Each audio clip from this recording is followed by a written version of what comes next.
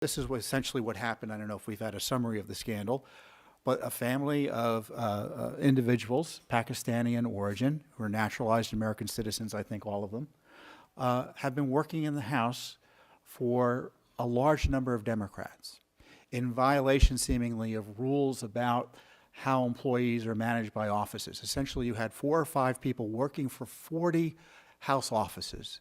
That's not the way it's supposed to work. You can't check to see what the individuals are doing work-wise, and it led to breaches of secure information, evidently, all over the place, at least on the House Democratic side. And so since then, we've had evidence that they were in contact with some Pakistani officials, and there were aliases used, all sorts of red alerts in terms of a national security impact. And of course, the data being moved in large quantities also suggests something wrong. And evidently, to even raise that question is something that's controversial. And it seems to me that ought to be a basic question.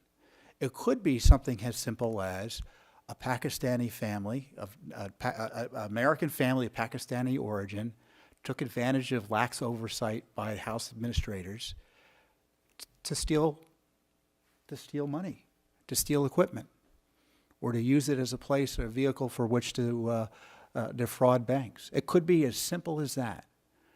But frankly, when it comes to political crimes with a political component, I fear the Justice Department is going to fear to tread. And it may not, because of the political nature of what went on, they're not going to push the House. We've already seen pushback from Debbie Wasserman Schultz against law enforcement over her prerogatives, her office's prerogatives here. And I fear the Justice Department is going to be fearful of raising these issues with the House for fear of embarrassing the leadership of both parties. And that's something we need to kind of push the Justice Department on, that they don't undercharge or under-investigate this for fear of the consequences that will happen if they push further and find something that no one wants to find, which is a national security threat at our breasts here in the House. And of course, there's this basic issue of who's watching the store. Hundreds of thousands of taxpayer dollars have gone missing through equipment. People, when they communicate with their House members, often communicate the most private information, as sensitive as anything the IRS has or anything that your health doctor, your health care provider has. If you've got a problem with your Social Security or your VA benefits, you provide your Social Security information, you provide other sensitive personal data and confidential health data and data about your situation, and that material could be on your members' servers. All that could have been breached here. So not only is the confidentiality of the House proceedings at issue here, but the privacy interest of who knows how many Americans have been breached as a result of this lackadaisical attitude.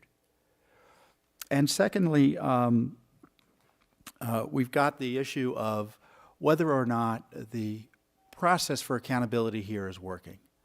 I shouldn't say secondly, and maybe seventhly. Where are the committees? Where's the House Administration Committee? I'm pleased that the leadership of both parties, when they were briefed by the House Office of Inspector General, said we got to bring the FBI in. But does that mean you shut down your investigation? You don't hold members to account who, when warned about potential criminal activity, continue to place these staffers, or at least one staffer in the case of Debbie Wasserman Schultz, in a position where they might be able to continue criminal activity and still be able to harm the taxpayer and other House members and House staffers? This is a mighty serious issue.